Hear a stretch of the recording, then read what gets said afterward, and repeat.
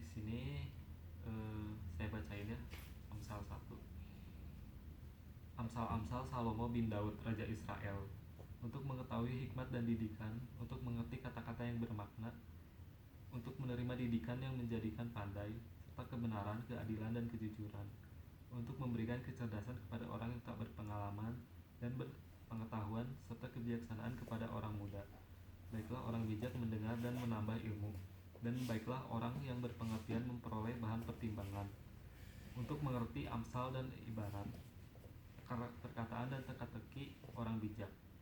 Takut akan Tuhan adalah permulaan pengetahuan, tetapi orang bodoh menghina hikmat dan didikan. Hai anakku, dengarkanlah didikan ayahmu, dan jangan menyanyiakan ajaran ibumu. Sebab karangan bunga yang indah itu bagi kepalamu, dan suatu kalung bagi lehermu. Hai anakku, jikalau orang berdosa hendak membujuk engkau, janganlah engkau menurut. Jikalau mereka berkata, marilah ikut kami, biarlah kita menghadang darah. Biarlah kita mengintai orang yang tidak bersalah dengan tidak semena-mena. Biarlah kita menelan mereka hidup-hidup seperti dunia orang mati. Bulat-bulat seperti mereka yang turun ke liang kubur. Kita akan mendapat berbagai benda yang berharga. Kita akan memenuhi rumah kita dengan barang rampasan. Buanglah undimu ke tengah-tengah kami, satu pundi-pundi bagi kita sekalian. Hai anakku, janganlah engkau hidup menurut tingkah laku mereka.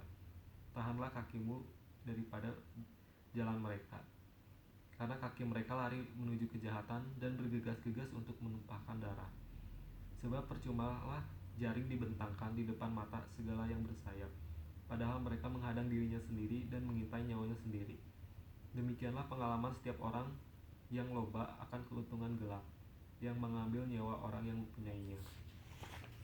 Hikmat berseru nyaring-nyaring di jalan-jalan, di lapangan-lapangan ia memperdengarkan suaranya.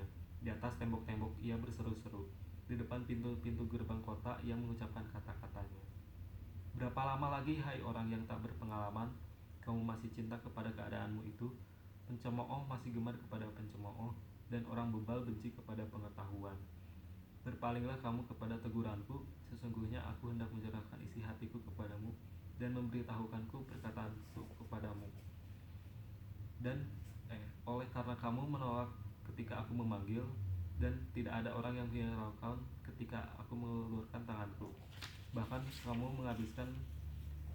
mengabaikan nasihatku dan tidak mau menerima teguranku. Maka aku juga akan menertawakan celakamu.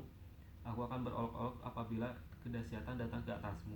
Apabila kedahsyatan datang ke atasmu seperti badai, dan celaka melanda kamu seperti angin puyuh. Apabila kesukaran dan kecemasan datang menimpa kamu, pada waktu itu mereka akan berseru kepadaku, tetapi tidak akan kujawab. Mereka akan bertekun mencari aku, tetapi tidak akan menemukan aku, oleh karena mereka benci kepada pengetahuan dan tidak memilih takut akan Tuhan. Tidak mau menerima nasihatku, tetapi menolak segala teguranku. Maka mereka akan memakan buah perbuatan mereka dan menjadi kenyang oleh rencana mereka.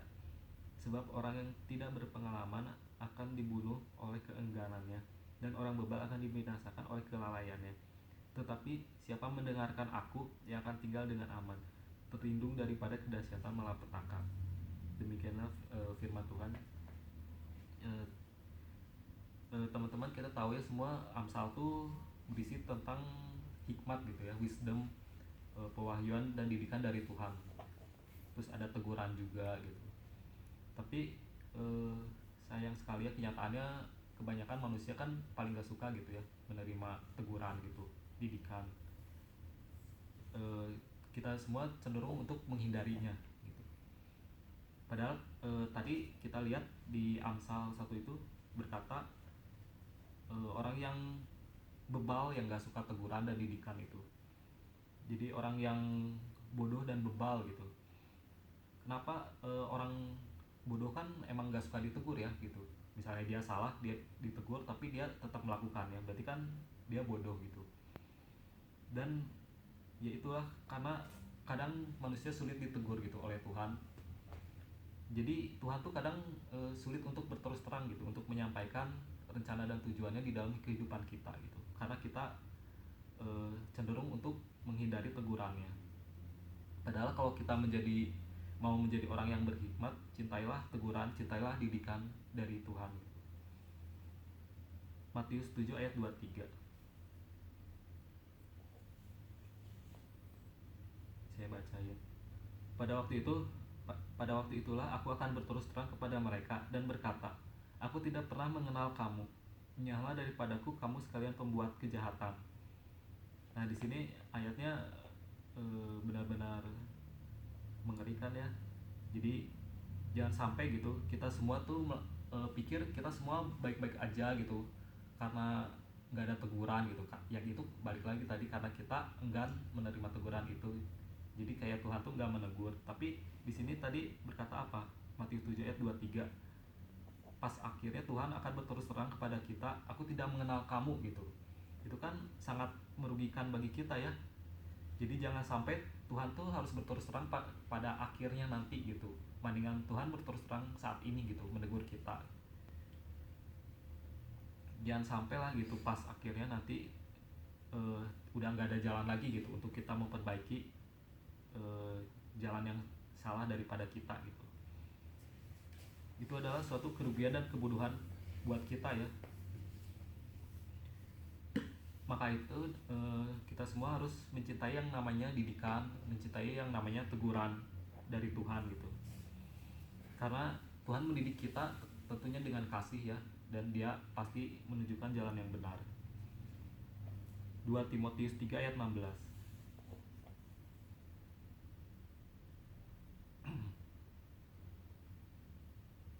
Saya bacain.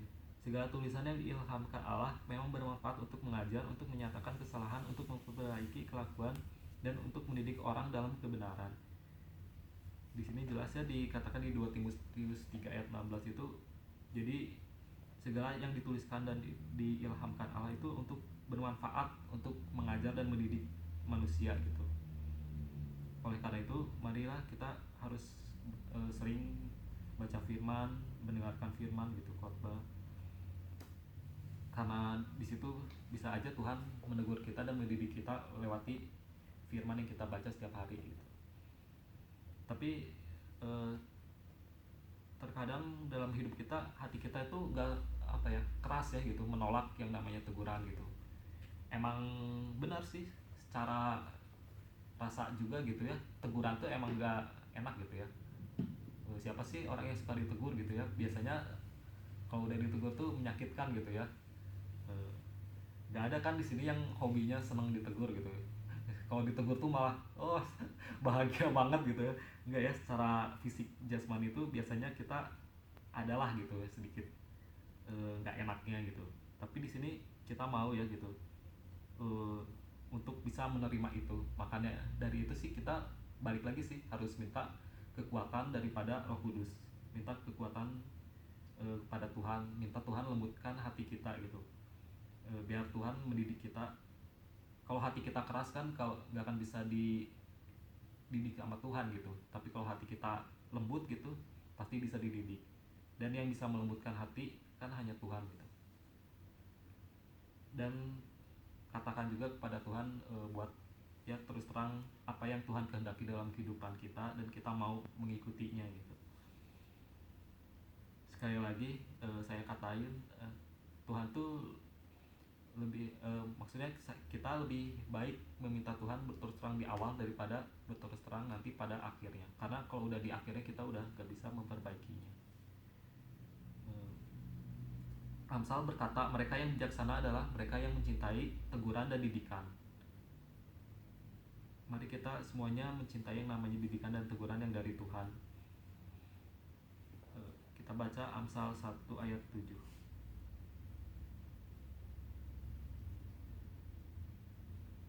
Di sini menarik ya teman-teman.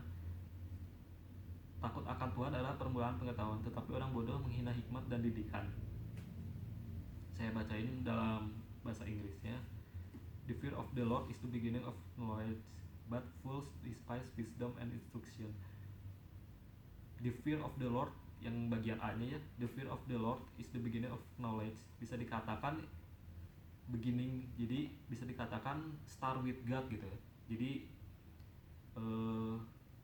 permulaan dengan Tuhan gitu. Jadi semua hikmat itu permulaannya berasal dari Tuhan gitu.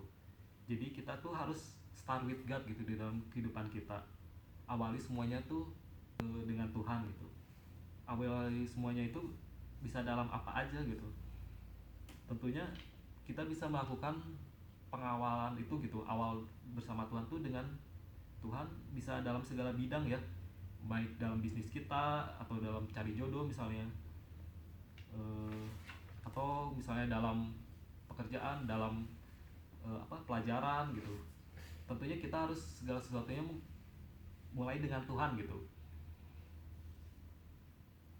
Kadang kita melupakan Tuhan dan nggak nanya Tuhan gitu, apalagi kalau melihat sesuatu tuh pasti baik gitu. Misalnya kita mau melakukan satu bisnis gitu, bisnis ini udah pasti kok 100% menguntungkan gitu, udah ada jalan-jalannya, udah kita pikirin gitu, oh ini kesini kesini, dan udah ada data-data solidnya gitu yang menunjukkan itu bakalan 100% sukses. Ya udahlah, untuk kali ini Tuhan kita nggak usah nanya Tuhan lah, langsung aja gitu.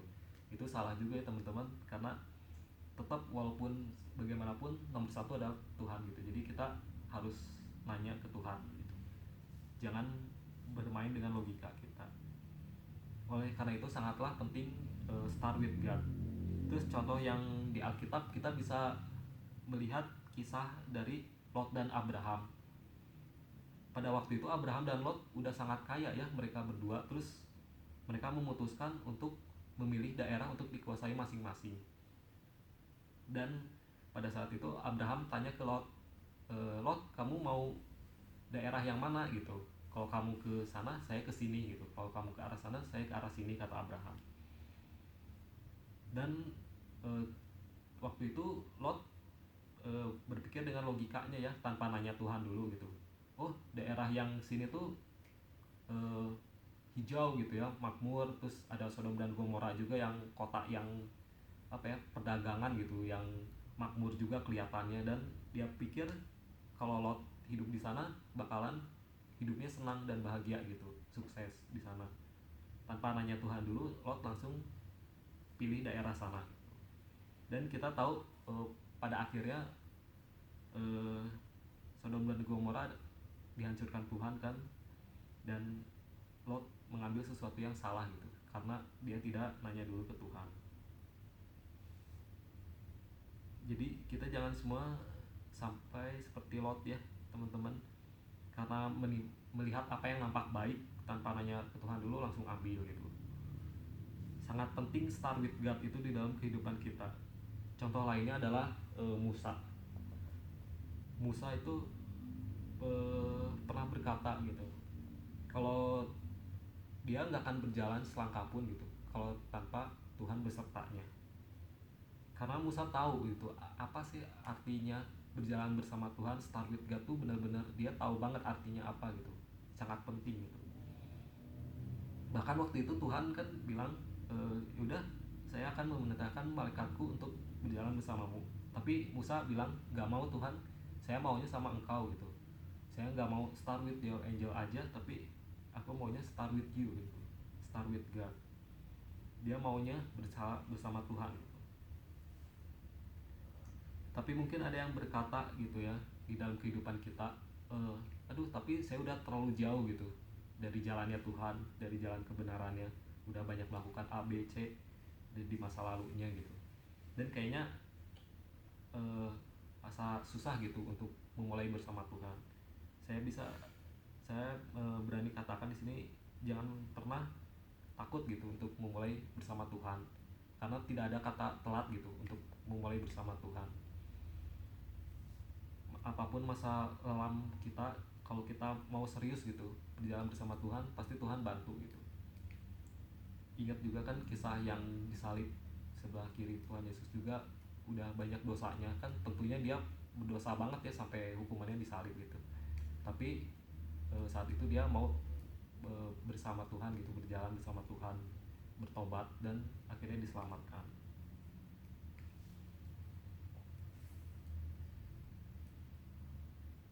Ya mari kita awali hari kita ke depannya selalu bersama Tuhan gitu. Apapun apa yang kita kerjakan gitu, nomor satu pasti harus memulai dengan Tuhan gitu. Mungkin kita setelah memulai dengan Tuhan juga bisa buat satu rencana, tetap gitu ada jatuh bangunnya gitu. Tapi kalau kita udah memulainya bersama Tuhan awalnya gitu, pasti pas kita jatuh juga nggak akan sampai tergeletak gitu. Pasti Tuhan menopang tangan kita gitu. Kan kita berjalan bersama Tuhan gitu. Beda ceritanya kalau kita emang dari awalnya nggak berjalan sama Tuhan, ketika kita jatuh kita bisa jatuh beneran gitu. Karena nggak ada Tuhan di samping kita. Makanya penting banget terus berjalan bersama Tuhan kayak Musa tadi ya. Tuhan pasti memberi kemenangan buat setiap kita. Kita ubah mindset kita, kita ubah doa kita. Misalnya jangan lagi bilang God don't bring me into fire, tapi God lead me into fire. Jadi nggak apa-apa gitu masuk ke dalam masalah, ke dalam api permasalahan, tapi asalkan bersama dengan Tuhan gitu. Jangan menghindari masalah, tapi nggak apa-apa masalah datang, tapi asal Tuhan bersama kita, itu lebih bagus. Kalau kita berpegang sama tangan Tuhan kan tentunya mau masalah badai, masalah apapun gitu ya, kita pasti bisa melakukannya. Amsal 1 ayat 23.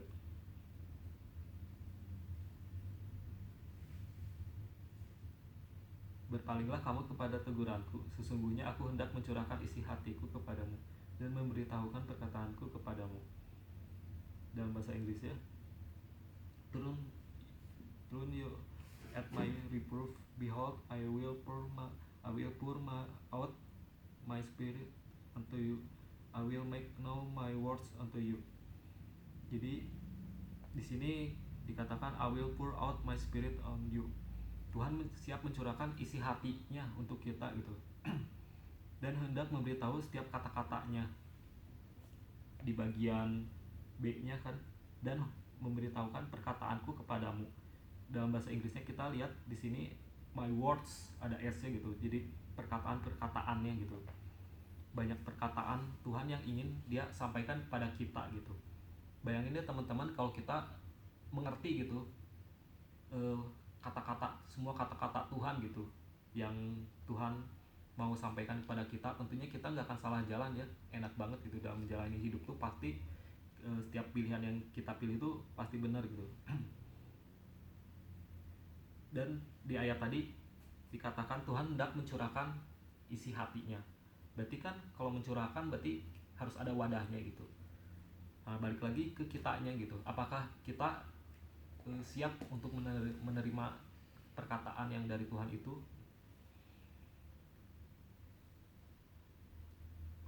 Sudahkah kita menyiapkan wadahnya, dan sanggupkah kita nanti menerimanya gitu? Karena Tuhan memberi bukan saja yang terbaik yang dia punya gitu, tapi Tuhan memberi yang terbaik yang bisa kita terima gitu. Jadi nggak semena-mena Tuhan punya apa yang terbaik terus dikasihin ke kita, enggak. Tapi Tuhan juga melihat kemampuan kita untuk menerimanya gitu, wadahnya gitu. Jangan sampai kita pas dikasih sama Tuhan tapi kitanya nggak siap gitu untuk menerima berkatnya. Oleh karena itu penting banget untuk menyiapkan wadah di dalam hidup kita gitu. Di dalam hati kita, kita siapkan hati kita untuk menerima itu semua gitu. Firman Tuhan hari ini sampai sini. Jadi hari ini kita belajar tadi melalui Amsal pasal 1 itu, yang pertama kita harus mencintai didikan dan teguran. Yang kedua start with God gitu, mulai segala sesuatunya dengan Tuhan. Dan yang ketiga tadi, yang terakhir, siapkanlah wadah dalam diri kita agar kita bisa menerima perkataan-perkataan Tuhan itu. Terima kasih semuanya.